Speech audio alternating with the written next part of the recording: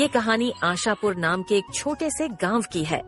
आशापुर गांव के लोग साधारण जीवन जीते थे। इस गांव में ज्यादातर किसान थे जो अपनी आजीविका के लिए बारिश पर निर्भर रहते थे। इसी गांव में रामू नाम का एक किसान रहता था।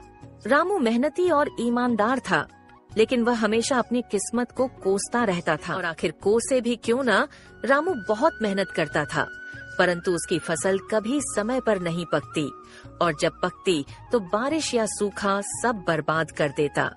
यह कहानी उसकी बदकिस्मती और एक अद्भुत मोड़ की है। एक दिन इसी तरह काम करने रामू सुबह सुबह अपने खेत पर पहुंच जाता है। रामू के पास एक छोटी सी जमीन थी जो अगल बगल से दूसरों की जमीन से जुड़ी हुई थी। रामू जब अपने खेत पर पहुंचा तो वो देखता है उसके अलावा अगल बगल के खेतों पर काम करने कोई भी नहीं आया है। ये क्या, अब तक कोई नहीं आया? लगता है किसी को कुछ पड़ी ही नहीं है। चलो, अब इनके लिए तो मैं कुछ नहीं कर सकता, पर कम से कम अपने खेत का काम तो कर सकता हूँ। फिर कुदाल लेकर अपने खेत पर काम करने लगता है। काम करते करते सुबह की दोपहर हो जाती है, पर रामू अपने काम करने में इतना व्यस्त था कि उसे तो समय का पता ही नहीं लगता है। तभी थोड़ी देर में उसकी पत्नी गौरी उसके लिए खाना लेकर आती है। सुनते हो, आओ आकर खाना खा लो। गौरी की आवाज सुनकर रामू को समझ आता है कि दोपहर हो गई है।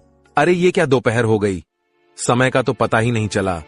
चलो, अब गौरी खाना लेकर आ गई है तो खाना खाकर थोड़ी देर आराम करके फिर काम करता हूँ। गौरी के साथ खेतों के पास वाले पेड़ के नीचे बैठकर खाना खाने लगता है।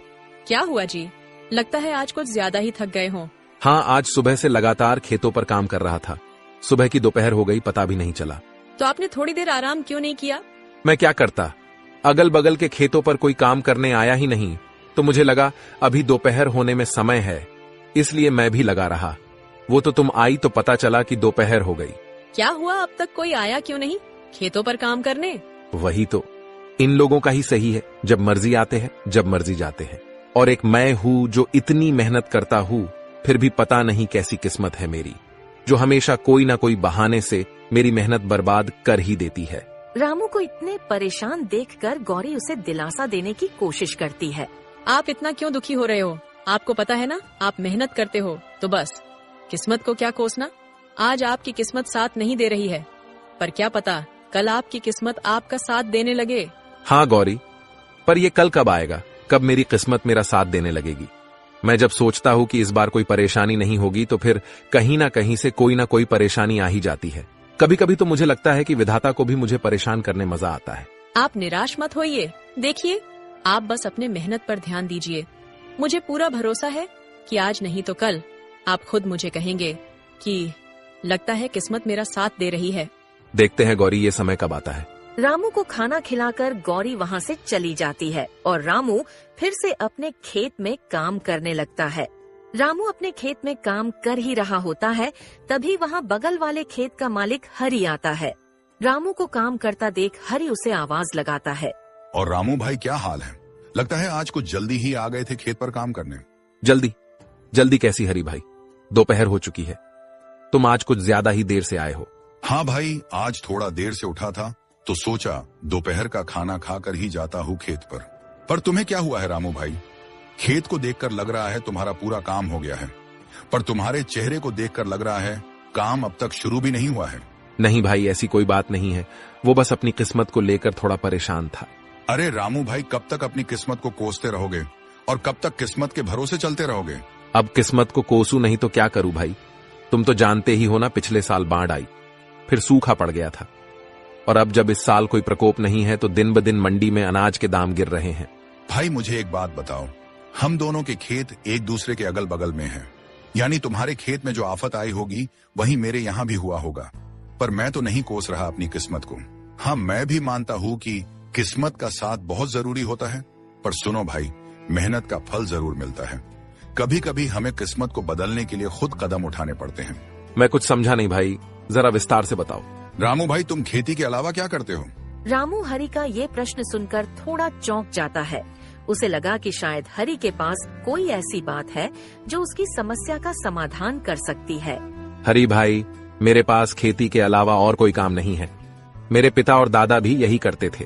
पहले दादा की जमीन पिताजी को मिली थी, और अब मुझे, तो हम हमेशा से अपनी जमीन पर ही निर्भर रहे हैं।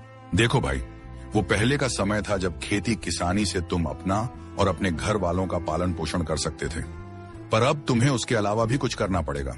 हरि भाई, खेती के अलावा क्या करूं? भाई मैं तुम्हें बताऊंगा, नहीं दिखाऊंगा। पहले तुम फटाफट से अपना सारा काम निपटा लो और मैं मेरे खेत का काम कर लेता हूँ, फिर मैं तुम्हें मेरे साथ अपने घर ले जाता हूँ। ठीक है भाई, मैं अभी अपने खेत का काम निपटा लेता हूँ। फिर दोनों जान अपने अपने खेतों में काम करने लगते हैं। रामू ने अपने खेत का काम सुबह जल्दी आकर शुरू किया था, इसीलिए उसका काम जल्दी हो जाता है। रामू अपने खेत का काम करके हरि के खेत के पास जाकर खड़ा हो जाता है और हरि को काम करता देख मन ही मन सोचता है, हरि भाई की मदद कर देता हूँ ताकि उनके साथ उनके घर जाकर पता कर सकूं कि वो क्या दिखाना चाहते हैं। हरि भाई रुको, मैं आपकी मदद कर देता हूँ ताकि आपका भी काम जल्दी हो जाए। ठीक है भाई। फिर क्या था, रामू भी हरि के खेत में उसके काम में मदद करने लगता है। रामू के मदद करने की वजह से हरि के खेत का काम भी जल्दी हो जाता है। धन्यवाद रामू भाई, आपकी वजह से आज मेरे खेत का काम जल्दी हो गया। धन्यवाद किस बात का भाई, आप भी तो मेरी मदद करने वाले हो, तो मेरा भी तो फर्ज बनता है आपकी मदद करना।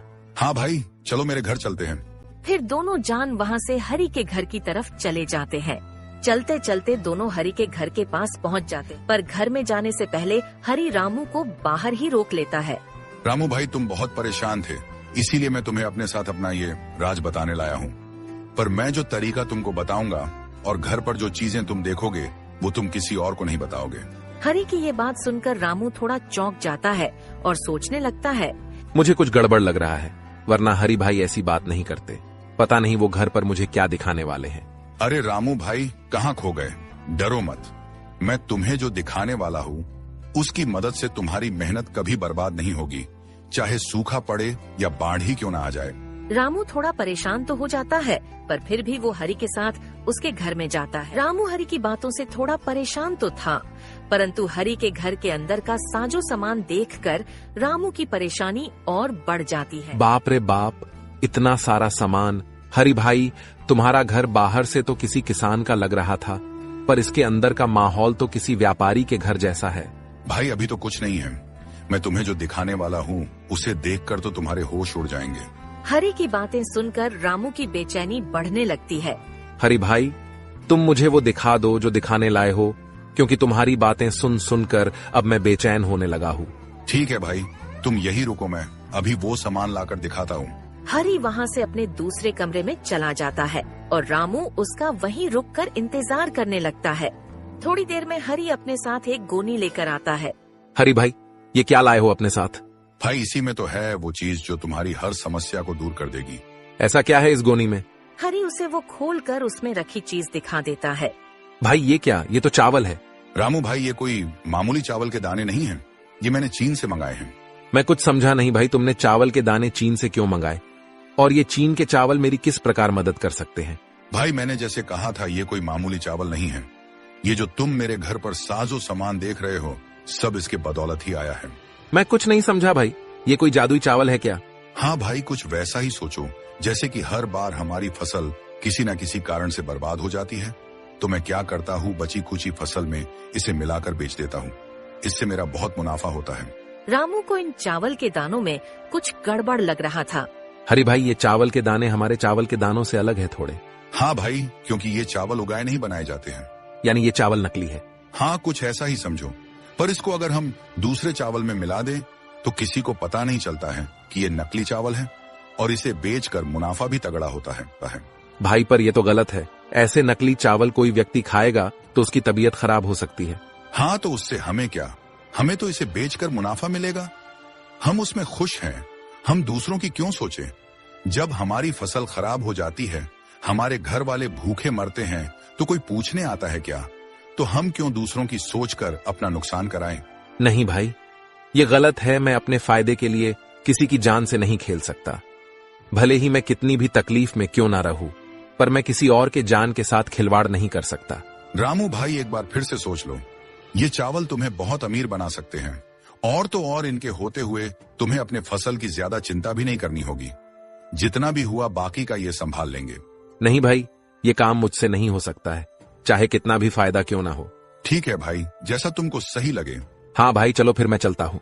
रामू हरि के घर से निकल जाता है रामू फिर से परेशान होकर अपने घर की तरफ चल पड़ता है। चलते चलते रामू परेशान हालत में एक पेड़ के नीचे आकर बैठ जाता है। अब क्या करूं मैं? अपने नसीब को कोसूं या नहीं? कुछ देर पहले तक लग रहा था कि मुझे कोई नई राह मिल जाएगी जो मेरी किस्मत को बदल देगी, पर आखिर हुआ वही, फिर मेरी किस्मत दगा दे गई। अब मैं क्या करूं? आखिर कब तक इस किस्मत को कोस के काम होगा मेरा? रामू परेशान होकर पेड़ के नीचे अपने आप से बात कर रहा होता है।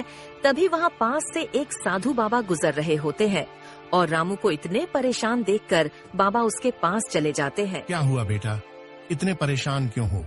कोई तकलीफ है क्या? रामू बाबा को देखकर चौंक जाता है। नहीं बाबा, कोई परेशानी नहीं है।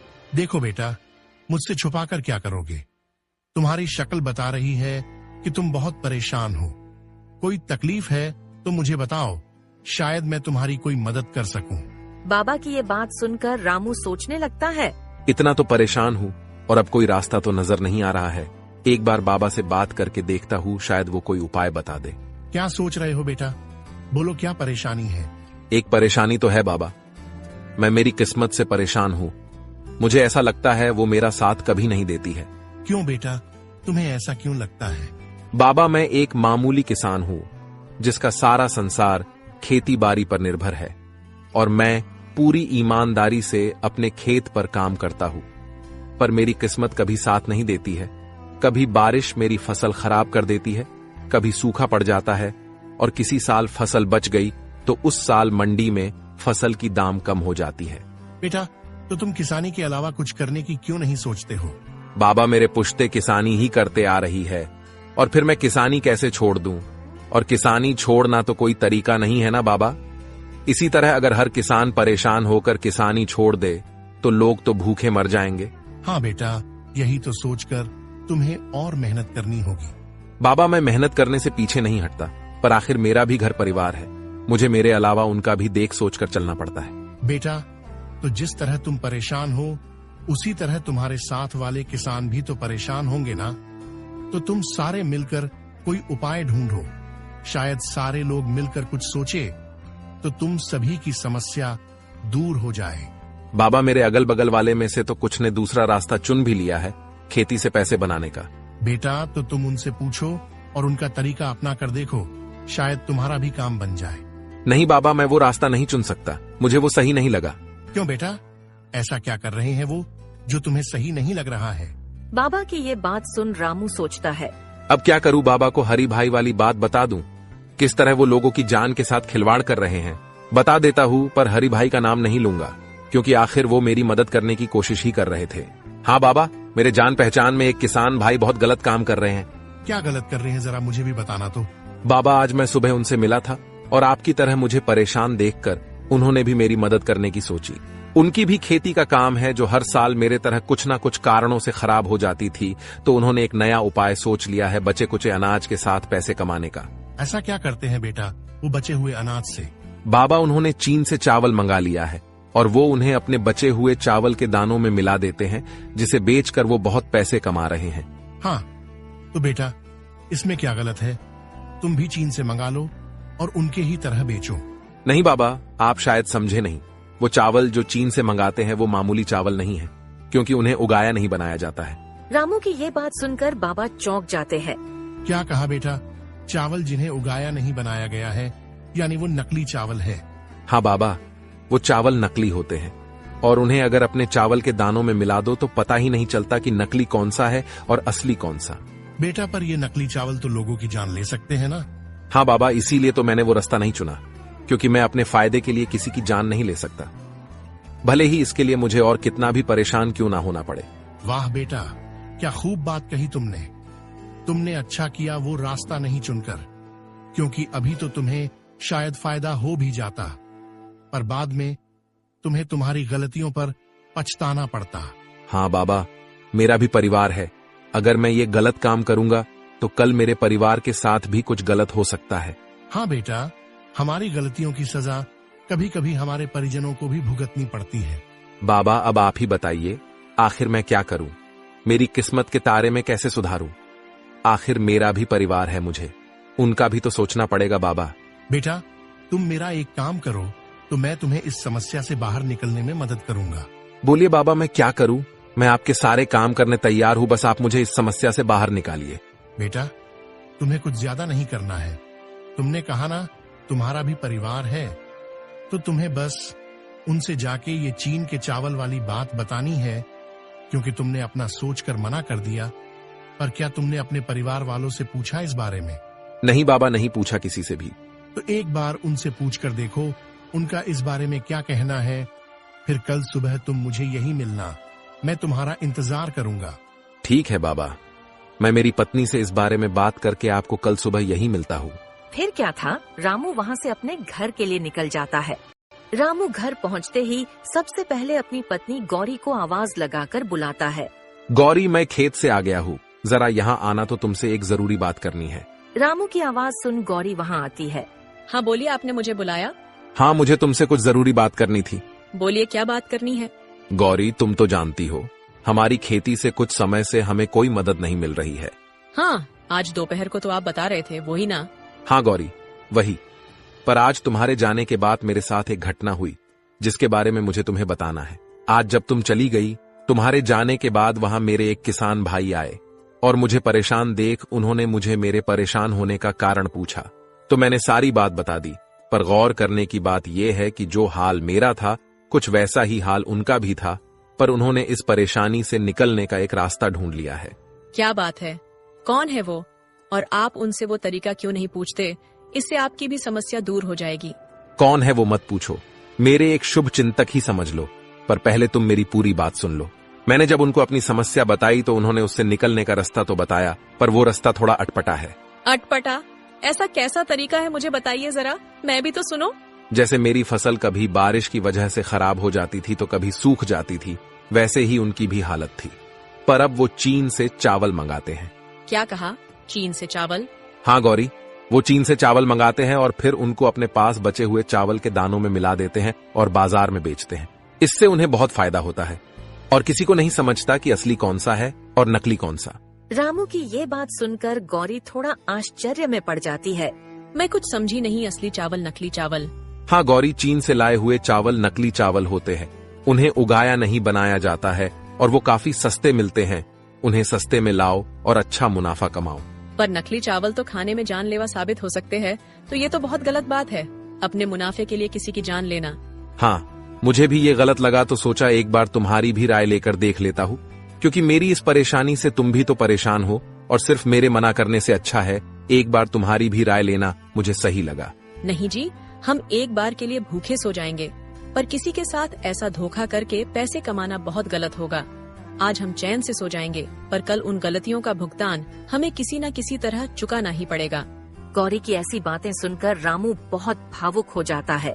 वाह गौरी, मुझे आज तुम पर बहुत नाज हो रहा है, क्योंकि तुम भी बिल्कुल मेरी तरह सोच रही हो। चलिए ये सब बातें छोड़िए, इन गलत बातों को अपने ऊपर हावी मत होने देना। आप और मेहनत कीजिए, देखना बहुत जल्द आपको कामयाबी मिलेगी। फिर क्या था, गौरी की ऐसी बातों ने रामू का हौसला और बढ़ा दिया था। फिर अगली सुबह रामू बाबा से मिलने अपने घर से निकलता है। रामू जब वहाँ पहुँचता है तो बाबा वहाँ नहीं होते हैं और बाबा को वहाँ नहीं पाकर वो थोड़ा मायूस हो जाता है। ये क्या, बाबा तो यहाँ नहीं है? अब क्या, कहाँ से मिलेगा मुझे मेरी परेशानी का हल? रामू अभी अपने आप से बातें कर ही रहा होता है, तभी बाबा अचानक से प्रकट हो जाते हैं। आ गए बेटा तुम। बाबा को अचानक से प्रकट होता देखकर रामू थोड़ा डर जाता है और अपने मन में सोचने लगता है, बाप रे बाप, ये तो कोई मायावी बाबा लग रहे हैं। अभी के लिए मेरा यहाँ से निकलना ही सही रहेगा। अरे बच्चा, डरो मत, ये तो मेरी एक छोटी सी शक्ति है, मैं कोई मायावी नहीं हूँ। नहीं बाबा, मैं डरा नहीं था, बस थोड़ा चौंक गया था। बोलो बेटा, क्या तुमने वो काम किया जो मैंने तुमसे कहा था? हाँ बाबा, मैंने मेरे पत्नी से उन चीन के चावल के बारे में बात की और उसे ये भी बताया कि इनसे हमें बहुत फायदा होगा, पर उसकी सोच पूरी मेरी तरह है। उसने भी ये गलत काम करने से मना कर दिया। उसने तो ये तक कहा कि हम एक समय पर भूखे रह सकते हैं, पर किसी के साथ इस तरह धोखा करके पैसे नहीं कमा सकते। रामू की ये सारी बातें सुनकर बाबा बहुत प्रसन्न होते हैं। ये तो बहुत अच्छी बात है बेटा कि तुम्हारी घर वाली की सोच बिल्कुल तुम्हारी तरह है। बाबा, अब आप मुझे कोई तरीका बताइए जिससे मेरी समस्याएं दूर हो सके। हाँ बेटा, रुको, मैं तुम्हारे लिए कुछ लाया हूँ जिससे तुम्हारी सारी समस्याएं दूर हो जाएंगी। बाबा फिर उसे एक पोटली देते हैं। बाबा इस पोटली में क्या है? बेटा, इस पोटली में जादुई मिट्टी है। तुम बस इस मिट्टी को ले जाकर अपने खेत में छिड़क देना और फिर उसके बाद अपने अनाज के बीजों को छिड़क देना। फिर कमाल देखना। पर एक बात याद रखना, मिट्टी कम कम छिड़कना, और जब पोटली की मिट्टी खत्म होने वाली हो तो अपने खेत की मिट्टी इसमें मिला देना। इस पोटली को कभी खाली मत होने देना। ठीक है बाबा, मैं आपकी सारी बातों को याद रखूंगा। ठीक है तो बाबा, मैं चलता हूँ। रामू फटाफट से जाकर अपने खेत में मिट्टी छिड़क देता है। चलो, अब मिट्टी तो छिड़क दिया, अब फटाफट से बीजों को भी छिड़क देता हूँ। रामू सारे खेत में जल्दी जल्दी बीज छिड़क देता है। चलो, बाबा के कहे अनुसार मिट्टी भी छिड़क दी और बीज भी। चलो अब घर चलता हूँ। कल सुबह जल्दी आकर एक बार खेत का जायजा ले लूंगा और जादुई मिट्टी का कमाल भी देख लूंगा। फिर अगली सुबह रामू सुबह सुबह अपने खेत पर पहुंच जाता है और अपने खेत की हालत देखकर चौंक जाता है। उसका खेत पूरा हरा भरा हो चुका था। उसे अपने आंखों पर यकीन नहीं हो रहा था। आखिर बाबा की बात सही हो गई। अब इस जादुई मिट्टी से मेरी सारी परेशानियां दूर हो जाएंगी और आखिर गौरी की बात भी सही हो गई। अब किस्मत भी मेरा साथ देगी। दोस्तों, इस तरह रामू और गौरी के नेक दिली ने उनकी बदकिस्मती को बदल दिया और अब उन्हें अपने किस्मत को नहीं कोसना पड़ेगा। दोस्तों, इस तरह की और शानदार कहानियाँ देखने के लिए हमारे इस चैनल को सब्सक्राइब कर लें।